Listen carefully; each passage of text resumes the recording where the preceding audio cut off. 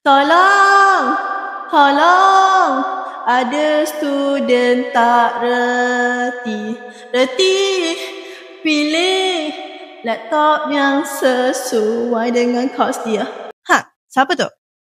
Tiba nyanyi. Walaupun suara kita tak sedap, tapi saya ada pesanan untuk student-student di luar sana. Terutamanya student yang menggunakan software berat seperti AutoCAD, Autodesk Maya dan pelbagai lagi lah kan. Kalau korang student yang menggunakan software berat, korang kena pilih laptop yang bukan sekadar untuk main game, tapi laptop-laptop belakang saya ni sesuai untuk kos korang. So, kalau korang nak beli, korang kena like dulu, kena follow, kena share video ni dekat ramai lagi kawan-kawan korang supaya diorang tahu dekat Mechanized ada laptop yang sesuai dan sesuai juga mengikut bajet korang. Sebab laptop-laptop yang kat belakang ni, dia menggunakan graphic card yang tinggi.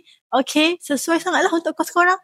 Dan bajet dia bermula yang paling murah biasanya 1,300 dan ke atas. So, kalau korang rasa nak beli, jangan lupa untuk follow, like dan share.